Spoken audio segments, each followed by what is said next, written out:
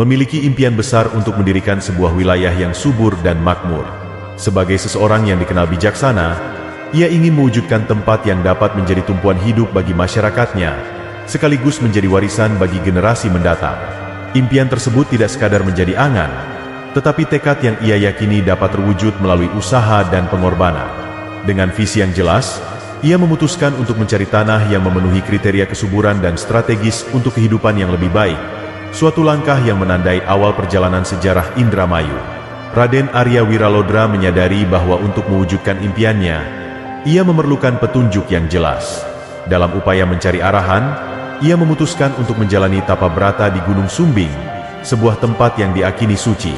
Dengan penuh kesungguhan, ia menghabiskan waktu 3 tahun dalam keheningan, merenungkan jalan hidupnya sambil memohon bimbingan kepada Yang Maha Kuasa. Keyakinannya pada kekuatan spiritual membuatnya bersabar menghadapi segala tantangan selama masa pertapaannya. Setelah bertahun-tahun bermeditasi, ia akhirnya mendapatkan petunjuk yang jelas. Dalam semadi itu, Raden Arya mendapat visi untuk merantau ke arah barat dan mencari lembah Sungai Cimanuk. Petunjuk ini menjadi pencerahan baginya, meyakinkan bahwa di sanalah tanah subur yang akan menjadi dasar impiannya berada. Dengan tekad yang semakin mantap, ia memutuskan untuk segera memulai perjalanan besar dalam hidupnya. Setelah mendapatkan petunjuk, Raden Arya Wiralodra memutuskan untuk memulai perjalanan menuju arah barat. Keyakinannya bahwa ia akan menemukan tanah subur di lembah Sungai Cimanuk memberinya semangat untuk melangkah. Ia membawa bekal secukupnya, disertai doa dan tekad yang kuat. Dalam perjalanannya, ia ditemani oleh Ki Tinggil, seorang pendamping setia yang turut percaya pada visi besar yang dibawa Raden Arya. Perjalanan ini bukanlah hal yang mudah. Mereka harus melewati hutan lebat, menghadapi cuaca yang tidak menentu, dan menavigasi daerah yang belum mereka kenal. Namun, setiap tantangan dijalani dengan keteguhan hati. Mereka terus berjalan, memanfaatkan pengetahuan tentang alam dan tanda-tanda yang mereka temui untuk memastikan bahwa arah yang diambil sesuai dengan petunjuk yang telah diterima. Keberanian dan kesabaran menjadi kunci dalam setiap langkah mereka. Raden Arya Wiralodra dan Ki Tinggil melanjutkan perjalanan panjang mereka dengan tekad yang tidak tergoyahkan. Setelah berminggu-minggu berjalan melalui hutan belantara, mereka akhirnya tiba di sebuah sungai besar yang mengalir deras. Awalnya, Raden Arya mengira sungai ini adalah Sungai Cimanuk seperti yang disebutkan dalam petunjuk. Namun, keraguan mulai muncul ketika mereka memperhatikan karakteristik sungai yang berbeda dari gambaran dalam visinya. Mereka memutuskan untuk beristirahat sejenak di tepi sungai sambil mempertimbangkan langkah berikutnya. Dalam masa itu, mereka bertemu seorang kakek tua yang muncul secara tiba-tiba. Kakek tersebut, dengan kebijaksanaannya, memberitahu bahwa sungai ini sebenarnya adalah Sungai Citarum, bukan Sungai Cimanuk yang mereka cari. Kakek itu juga memberikan arahan untuk melanjutkan perjalanan ke arah timur laut, tempat aliran Sungai Cimanuk yang sebenarnya berada. Nasihat ini memberikan pencerahan bagi Raden Arya dan Ki Tinggil, yang kemudian kembali melanjutkan perjalanan dengan harapan baru. Mengikuti arahan yang diberikan oleh kakek tua, Raden Arya Wiralodra dan Ki Tinggil melanjutkan perjalanan ke arah timur laut. Mereka berjalan menyusuri hutan-hutan yang belum terjamah, menghadapi rintangan seperti sungai kecil yang harus diseberangi dan medan yang penuh duri serta ilalang tinggi. Meski perjalanan terasa berat, keyakinan mereka bahwa Sungai Cimanuk sudah semakin dekat memberi semangat untuk terus maju. Setelah menempuh perjalanan panjang, mereka akhirnya tiba di sebuah aliran sungai besar yang sesuai dengan gambaran yang diterima Raden Arya dalam pertapaannya. Sungai ini mengalir dengan air yang jernih, dikelilingi oleh tanah yang subur serta pemandangan alam yang indah. Tanpa ragu, Raden Arya yakin bahwa inilah Sungai Cimanuk yang mereka cari. Tempat ini memberikan kesan damai sekaligus harapan baru, menjadi pertanda bahwa mereka telah sampai di tanah yang akan menjadi dasar impiannya untuk membangun sebuah wilayah yang makmur. Raden Arya Wiralodra dan Ki Tinggil menyadari bahwa tanah di sekitarnya penuh potensi untuk kehidupan baru. Namun, sebelum memulai usaha besar mereka, Raden Arya merasa perlu membersihkan wilayah ini dari rintangan, termasuk hutan lebat yang masih menutupi sebagian besar area tersebut. Dengan penuh kesungguhan, mereka mulai membuka lahan menggunakan peralatan seadanya, memotong pohon dan semak untuk menciptakan ruang yang layak huni. Saat proses pembukaan hutan berlangsung, mereka sering menemui berbagai tantangan, termasuk binatang buas dan kondisi alam yang tidak bersahabat. Namun, kerja keras mereka tidak sia-sia.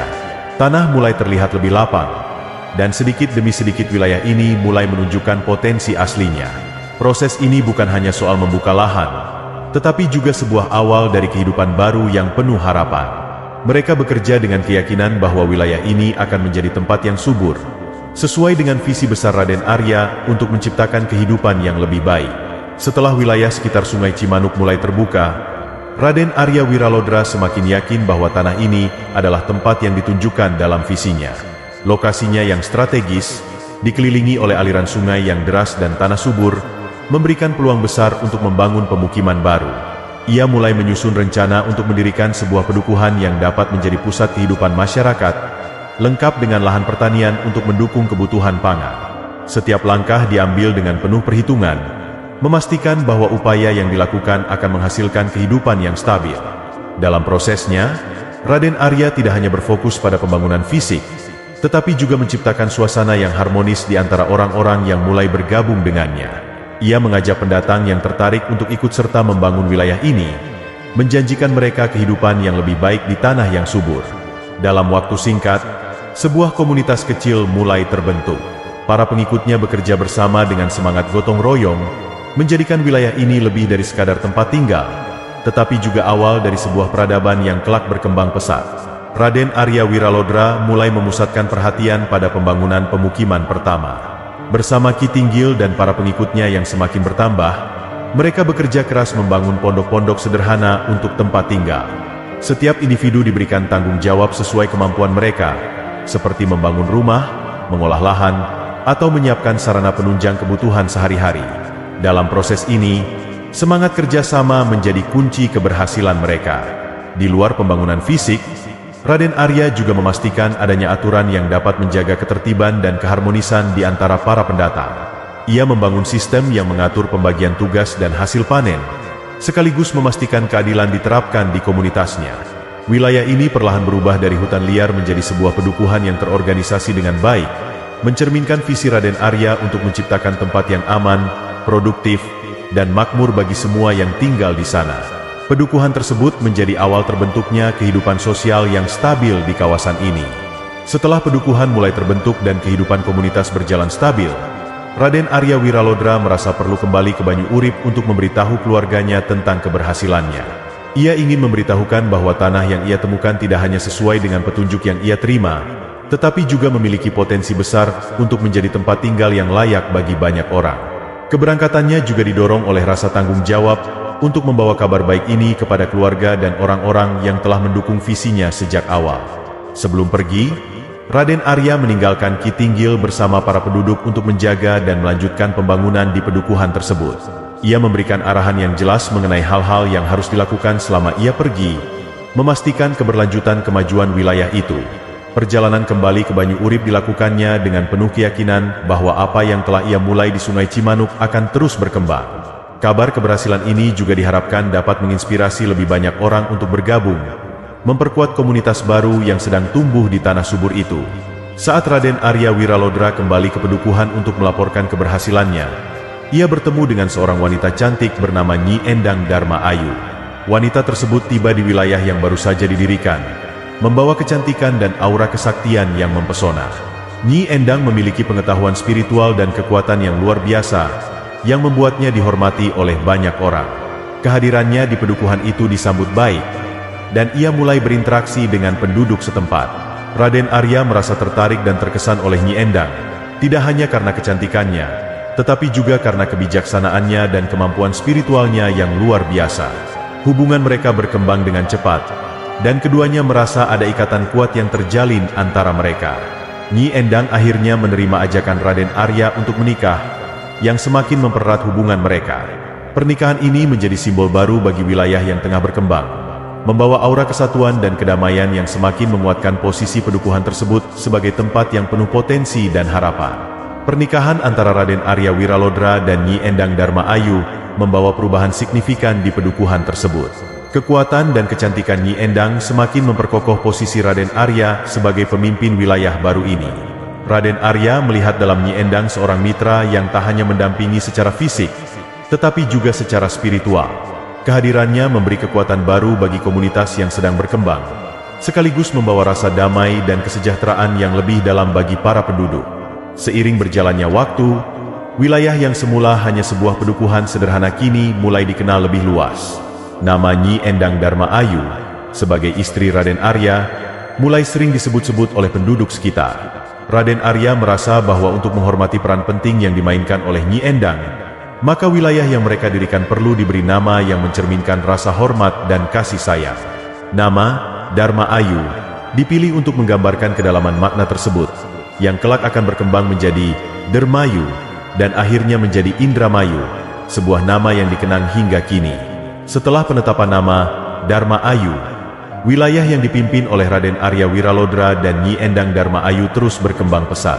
Kehadiran Nyi Endang tidak hanya memberi nuansa baru, tetapi juga memperkuat hubungan sosial di antara penduduk. Dengan kebijaksanaan dan pengaruhnya, Nyi Endang membantu menciptakan suasana yang harmonis di komunitas tersebut. Ia menjadi sosok yang dihormati dan dipandang sebagai lambang kedamaian serta keberkahan di wilayah tersebut. Di bawah kepemimpinan mereka, wilayah ini menarik lebih banyak pendatang yang ingin memulai kehidupan baru di tanah yang subur dan makmur. Mereka membentuk sebuah komunitas yang semakin terorganisasi, dengan aturan-aturan sederhana untuk menjaga keadilan dan ketertiban. Nyi Endang turut berperan dalam memberikan nasihat dan solusi bagi berbagai persoalan masyarakat. Hubungan antara pemimpin dan rakyat berjalan dengan penuh kepercayaan, menciptakan fondasi yang kokoh untuk perkembangan wilayah ini menjadi sebuah pusat kehidupan yang maju dan damai. Seiring waktu, nama Dharma Ayu yang diberikan untuk wilayah tersebut mulai dikenal luas, baik di kalangan penduduk setempat maupun masyarakat di luar daerah. Nama ini mencerminkan keindahan dan kebijaksanaan yang menjadi ciri khas wilayah tersebut, terinspirasi dari kepribadian Nyi Endang Dharma Ayu yang anggun dan penuh harisma.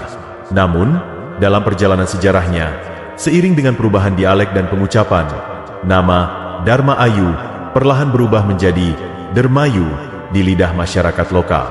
Transformasi nama ini menunjukkan bagaimana budaya dan kebiasaan masyarakat terus membentuk identitas wilayah ini.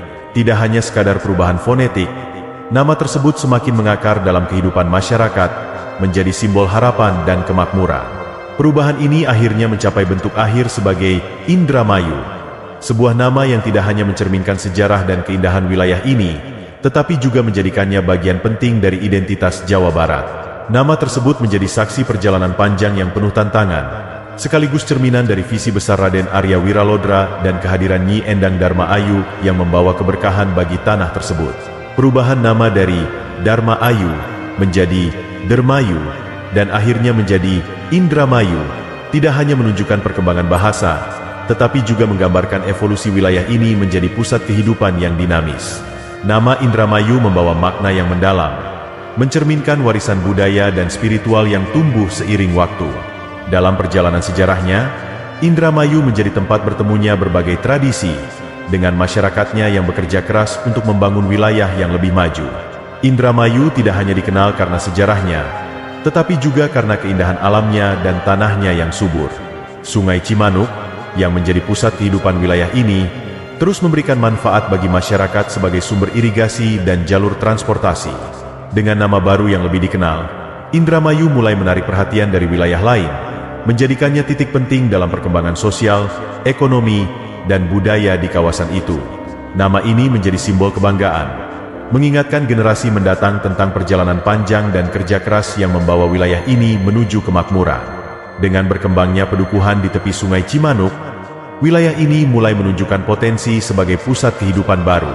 Tanah yang subur dimanfaatkan oleh penduduk untuk bercocok tanam, terutama padi, menjadikannya sebagai salah satu lumbung pangan di daerah sekitarnya.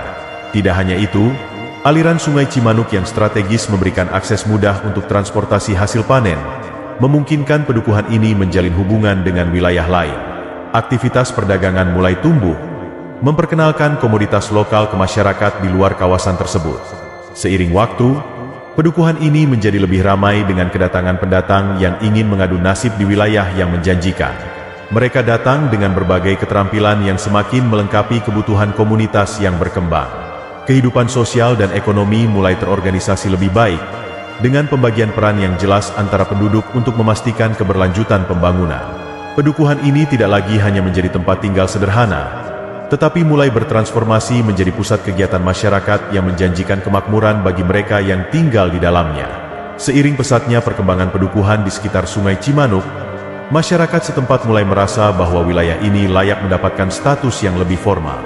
Melihat kemajuan dalam bidang pertanian, perdagangan, dan kehidupan sosial, para pemimpin lokal bersama Raden Arya Wiralodra memutuskan untuk menjadikan pedukuhan ini sebagai sebuah negara kecil yang terorganisasi. Tanggal 7 Oktober 1527 ditetapkan sebagai hari peresmian, menandai awal resmi wilayah tersebut sebagai entitas yang mandiri dengan nama Dharma Ayu. Keputusan ini tidak hanya memberi wilayah tersebut identitas yang jelas, tetapi juga menciptakan landasan hukum dan sosial yang lebih kuat.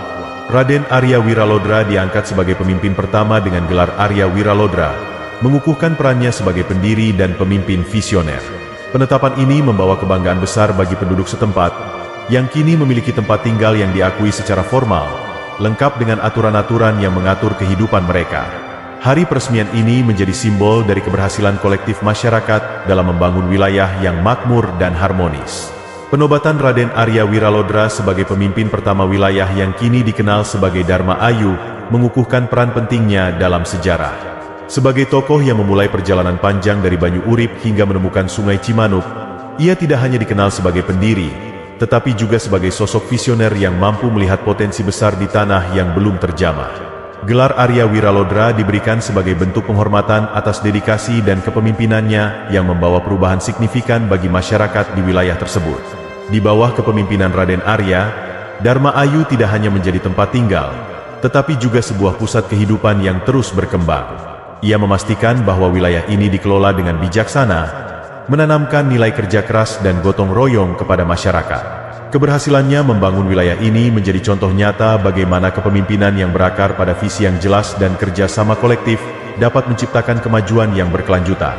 Penghormatan terhadapnya terus diwariskan dari generasi ke generasi, menjadikannya simbol perjuangan dan keberhasilan dalam membangun peradaban baru. Legenda Raden Arya Wiralodra dan Nyi Endang Dharma Ayu terus hidup dalam ingatan masyarakat sebagai bagian dari identitas budaya wilayah tersebut. Kisah perjalanan panjang Raden Arya, dari perenungan di Gunung Sumbing hingga keberhasilannya membangun wilayah di sekitar Sungai Cimanuk, menjadi inspirasi bagi generasi berikutnya. Nyi Endang, dengan kesaktiannya dan perannya sebagai pendamping yang bijaksana, menambah dimensi keagungan cerita ini, menjadikannya simbol keharmonisan dan keberkahan. Cerita rakyat yang mengisahkan perjuangan mereka tidak hanya diwariskan melalui lisan, tetapi juga menjadi elemen penting dalam tradisi dan kebudayaan lokal. Dari upacara adat hingga kisah yang diceritakan di tengah komunitas, kisah ini terus memperkuat rasa kebanggaan masyarakat terhadap asal-usul mereka. Bagi banyak orang, legenda ini bukan sekadar sejarah, tetapi juga cerminan nilai-nilai tentang keteguhan, kerja keras, dan pentingnya menjaga hubungan harmonis antara manusia, alam, dan spiritualitas. Dharma Ayu, yang kemudian dikenal sebagai Indramayu, tumbuh menjadi simbol kemakmuran yang dirintis oleh kerja keras dan visi besar para pendirinya. Wilayah ini dikenal sebagai lumbung padi karena tanahnya yang subur dan sistem pengelolaan pertanian yang terus berkembang. Sungai Cimanuk, yang menjadi bagian integral dari kehidupan masyarakat, menyediakan air yang melimpah untuk irigasi, mendukung pertumbuhan hasil panen yang melimpah. Aktivitas pertanian yang sukses tidak hanya memenuhi kebutuhan penduduk lokal tetapi juga mendorong perdagangan ke wilayah lain, menjadikan Indramayu sebagai pusat distribusi penting di Jawa Barat. Kemakmuran yang dicapai tidak hanya terbatas pada hasil bumi, tetapi juga meluas ke kehidupan sosial dan budaya masyarakat. Tradisi gotong royong yang ditanamkan sejak awal menjadi kekuatan utama dalam membangun harmoni dan kemajuan di wilayah ini. Indramayu tidak hanya tumbuh sebagai tempat tinggal yang nyaman, tetapi juga sebagai simbol harapan bagi mereka yang percaya bahwa kerja keras dan kebijaksanaan dapat menciptakan kehidupan yang lebih baik. Identitas ini terus terjaga, menghubungkan masa lalu yang penuh perjuangan dengan masa depan yang penuh potensi. Tanggal 7